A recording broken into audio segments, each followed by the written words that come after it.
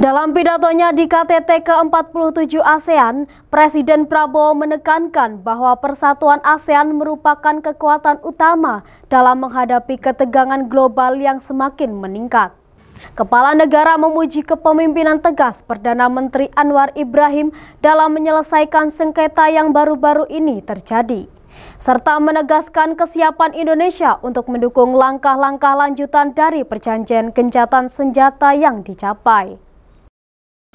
Menurut Presiden Prabowo, di tengah ketegangan geopolitik dan perubahan global yang cepat, ASEAN harus terus memperkuat koordinasi ekonomi, integrasi regional, dan transformasi digital untuk menghadapi guncangan eksternal dan ketidakpastian masa depan.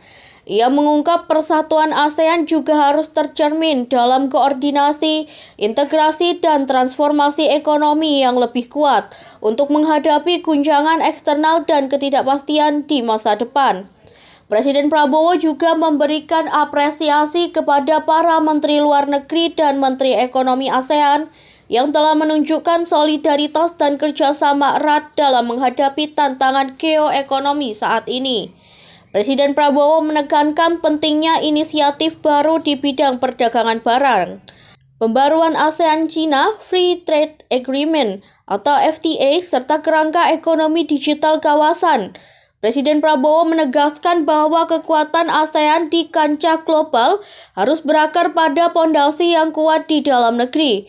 Dengan fondasi tersebut, kata Presiden, ASEAN dapat memainkan peran yang kredibel dan konstruktif dalam membentuk tatanan dunia yang adil dan inklusif.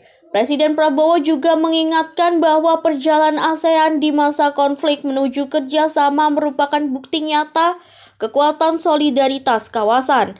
Ia menegaskan pentingnya menjadikan peringatan 50 tahun Treaty of Amity and Cooperation atau TAC dan 15 tahun East Asia Summit Bali Principle pada tahun depan bukan hanya seremonial, melainkan momentum untuk memperkuat semangat kebersamaan. Menutup pidatonya, Presiden Prabowo pun mengajak seluruh negara anggota ASEAN untuk tetap berani, adaptif, dan visioner dalam menghadapi masa depan.